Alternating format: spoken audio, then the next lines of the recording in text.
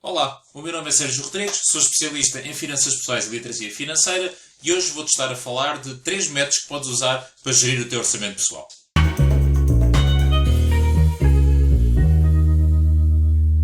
O primeiro método que vamos falar é um método extremamente simples, que é o 80-20. Talvez já tenhas ouvido falar do matemático italiano Pareto e da sua lei de Pareto, ou regra de Pareto, que diz, por exemplo, que 80% dos nossos resultados são alcançados com 20% das nossas ações. Ou seja, que mostra aqui que há um desequilíbrio muito grande entre esforço e recompensa. E esta lei dos 80-20 aplica-se a muitas coisas e a gestão do orçamento pessoal é uma delas. Este primeiro método que eu te quero falar é então um método em que nós gastamos 80% daquilo que nós recebemos e poupamos ou investimos 20% daquilo que nós recebemos. É na realidade muito simples. Não entramos em grandes detalhes sobre onde é que gastamos, o que é que fazemos com os 20%, nada disso. Simplesmente tudo aquilo que nós recebemos, 80% é gasto e 20% não é gasto, ou 20% é poupado ou investido.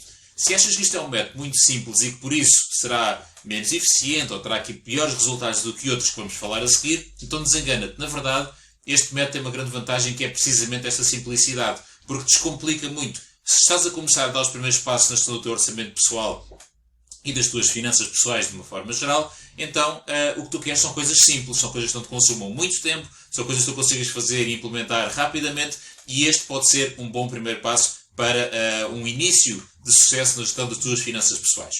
Um segundo ponto, ou um segundo método, que é uma variação, no fundo, um bocadinho mais complicada do que este 80-20, é o famosíssimo 50-30-20, e se acompanhas os meus conteúdos já há algum tempo, sabes que eu sou um fã assumido desse método, é esse que eu aplico há vários anos, e neste método o que acontece é que aqueles 80% da primeira opção que eu te mostrei são divididos em dois. E então, em vez de termos 80% para gastos, vamos falar de 50% gastos em necessidades, 30% gastos em desejos. E o que é isto? Os 50% das necessidades, estamos a falar da nossa renda, estamos a falar das contas do supermercado, estamos a falar da conta da água, da luz, tudo isto. Ou seja, aquelas necessidades para a nossa sobrevivência, aquelas despesas básicas, digamos assim. Os 30% dos desejos é onde se vão encaixar as nossas férias, os jantares fora, as subscrições da Netflix ou do Spotify ou de outra coisa qualquer. Ou seja, tudo aquilo que nós não necessitamos, mas que queremos ter de alguma forma. E não há mal nenhum em ter isso, porque na verdade uma vida só com necessidades, uma vida só com despesas básicas, é uma vida muito, muito pobre, digamos assim. Obviamente que nós sabemos que há pessoas que infelizmente estão neste registro, mas devem também essas pessoas olhar para essas necessidades e perceber se há alguma coisa que podem fazer, ou que podem fazer para melhorar isso. Estes 30% são então os 30% dos desejos, são então aquele valor ou aquela parte dos nossos gastos que vão dar aqui algum ânimo e alguma dinâmica à nossa vida.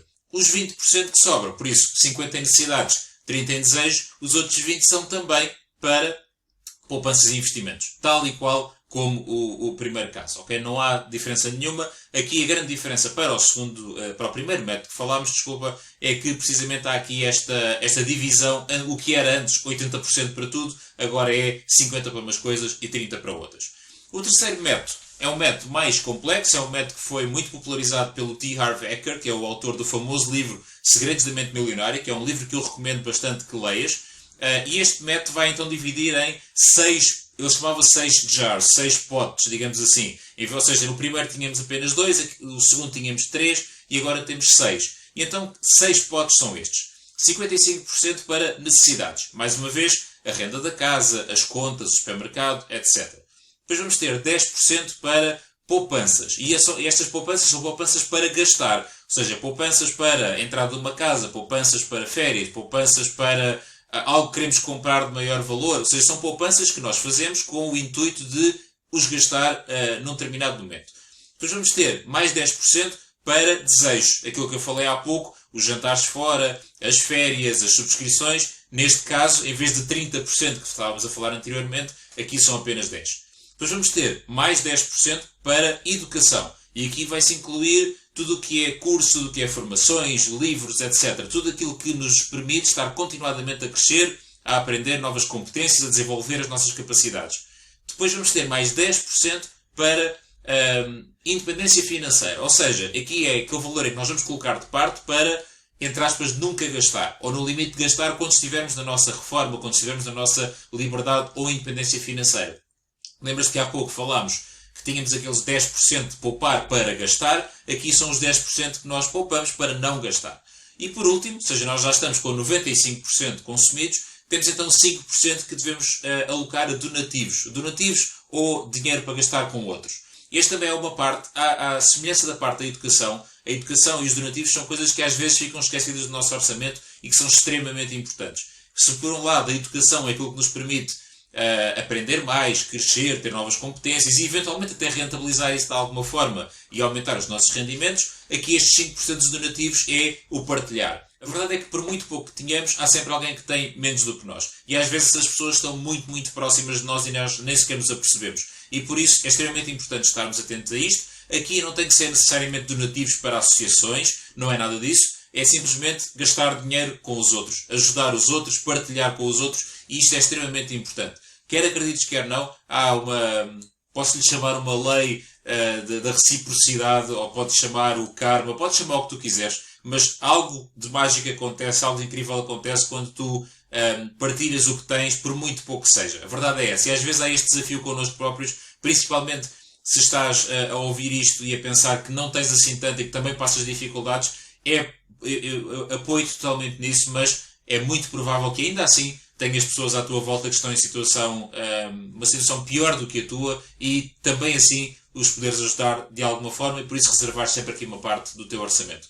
Por isso, de uma forma geral, apresento-te aqui 3 métodos. Um método muito simples, 80-20, um método mais intermédio, 50-30-20 e um método um bocadinho mais complexo com todos estes jarros ou estes potes, o que quiseres chamar. O que é que tu encontras aqui de ponto em comum é que a poupança é sempre 20%, os 80% é que são divididos de forma diferente e que em todos eles esta poupança existe. Ou seja, não há um método de gestão de orçamento minimamente fiável que não inclua uma parte de poupança, que não tenha subjacente o viveres abaixo das tuas possibilidades. E isso é extremamente importante. E muita atenção, que quando se fala em viver abaixo das possibilidades, não quer dizer que tenhas que manter nessa posição, com esses rendimentos e com esses gastos, o resto da tua vida. Não é nada disso. O que quer dizer é que, sim, deves continuar a trabalhar, a crescer, a desenvolver, a investir para aumentar os teus rendimentos, aumentar o teu património, mas que os teus gastos não devem aumentar exatamente nessa proporção. Se tu ganhavas 1000 e gastas 1000, não podes aumentar para 10.000 e gastar 10.000. A ideia é que se ganhas 1000, gastas 800, se ganhas 10.000, gastas 8.000. A proporção é sempre a mesma.